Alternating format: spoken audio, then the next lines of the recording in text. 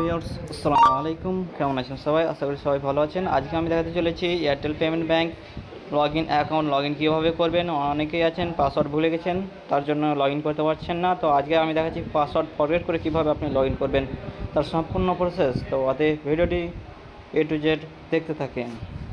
তো সর্বপ্রথমে আপনি চলে আসবেন আপনার এয়ারটেল পেমেন্ট ব্যাংকের মিত্রা অ্যাপ্লিকেশনে। আসার পর এখানে log in Vi Airtel payment bank এখানে চলে আসবেন। আসার পরে লগ ইন করে নেবেন। লগ ইন করার পর এখানে ফরগেট পাসওয়ার্ড দেখতে পাচ্ছেন, ফরগেট পাসওয়ার্ডে চলে আসবেন। তারপর আপনার যে নাম্বারটিতে আপনি এয়ারটেল পেমেন্ট ব্যাংকের আইডি নিয়েছেন সেই নাম্বারটি এখানে ট্যাপ করে নেবেন। এখানে আমি আমার এয়ারটেল পেমেন্ট ব্যাংকের আইডিটি দিয়ে দিচ্ছি। এখানে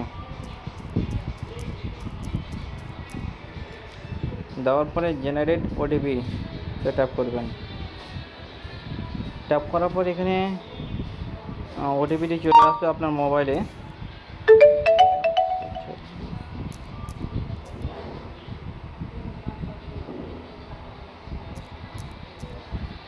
আসার পরে আপনাকে এখানে পাসওয়ার্ড দিয়ে দেবেন।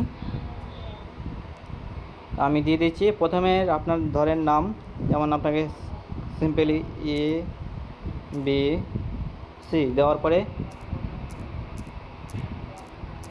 এইভাবে দিয়ে দেবেন। পাসওয়ার্ডটি দেওয়ার পরে আপনাকে সিম্পলি এই একটা কনফার্মেশন দিয়ে দেবেন। যেই পাসওয়ার্ডটি দিলেন আপনি সেম পাসওয়ার্ডটি আবার নিচে কনফার্ম পাসওয়ার্ডে দিয়ে দেবেন। যেমন আপনার রাজীব আপনার নাম, তো আপনার নামের পাসওয়ার্ডটা করতে চান, আরটা হবে আপনার ক্যাপিটাল অক্ষর লেটার এবং পরেরটি হবে স্মল লেটার। তারপরে আপনি যে কোনো একটি নাম্বার দিয়ে দেবেন, 1 2 3 বা যেরকম হয় আপনার পছন্দ। দেওয়ার পরে @ বা যে কোনো ক্যাপিটাল চিহ্ন একটি দিয়ে দেবেন, তাহলে পাসওয়ার্ডটা মজবুত হবে। তো আমি সেম পাসওয়ার্ডটি আমি দিয়ে দিচ্ছি।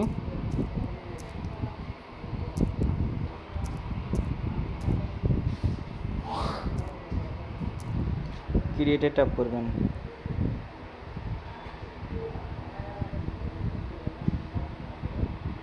সরি, এখানে 8 ক্যারেক্টারের বলছে।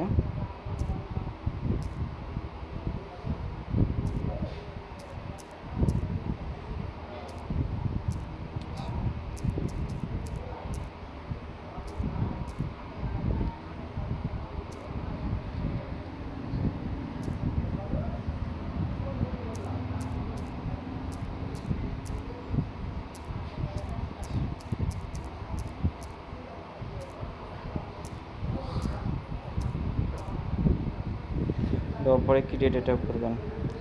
যখনই করবেন ট্যাপ, আপনার পাসওয়ার্ডটি ফরগেট হয়ে যাবে, অর্থাৎ নতুন পাসওয়ার্ডটি হয়ে যাবে। পাসওয়ার্ডে আরেকবার নিয়মটি বলে দিচ্ছি, যদি 8 ক্যারেক্টার শো হয় আপনাকে পাসওয়ার্ডটি লম্বা করতে হবে, অর্থাৎ বড় করতে হবে। যেমন ABC যেহেতু হলো না, সেহেতু আপনার রাজীব নামটা সম্পূর্ণ লিখে দেবেন। তারপরে 6টা বা 7টা ডিজিট কোড দেবেন। কোড দেওয়ার পরে @ বা যে কোনো একটা জিনিস দিয়ে আপনি করবেন। তো আমার পাসওয়ার্ডটি যেহেতু লগ ইন হয়ে গেছে, তার জন্য আপনি পাসওয়ার্ডটি হয়ে গেছে কমপ্লিট করা, তার জন্য এখানে লাফো নাম্বারে চলে আসবেন। আসার পরে আপনার লাফো নাম্বারটি দিয়ে দেবেন।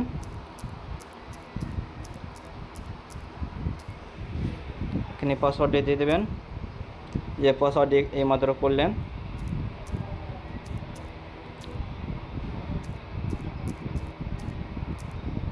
দেওয়ার পরে আপনি সম্পূর্ণ দেওয়া হয়ে গেলে লগ ইনে ট্যাপ করবেন। তো আরেকবার বলছি, যদি আপনার কোনো মোবাইল রিচার্জ বা যে কোনো আইডি নিতে চান, তাহলে এই নম্বরে কল করবেন, হোয়াটসঅ্যাপ করবেন। হোয়াটসঅ্যাপ মেসেজ কল করবেন না। যদি যে কোনো ক্ষেত্রে যদি প্রবলেম পড়েন, নিশ্চয়ই এখানে সাহায্য পাবেন। এর জন্য আপনাকে লগ ইন করে নিতে হবে। লগ ইন করার পরে দেখতে পাচ্ছিলেন আমার এয়ারটেল পেমেন্ট ব্যাংকের আইডিটি এখানে লগ ইন হয়ে গিয়েছে। এখানে অনেকগুলো অপশান রয়েছে, হেল্প, এখানে নতুন অ্যাকাউন্ট খোলা যাবে। তো এই সম্বন্ধে আরও কোনো একদিন ছোট্ট করে একটি ভিডিও দিয়ে দেবো। তো সম্পূর্ণ ডিটেলসটা ওখানে বলে দেবো। তো আজকের ভিডিওটি এ পর্যন্ত। ভিডিওটি দেখে যদি ভালো লেগে থাকে নিশ্চয়ই চ্যানেলকে সাবস্ক্রাইব করে নোটিফিকেশান অল করে রাখবেন।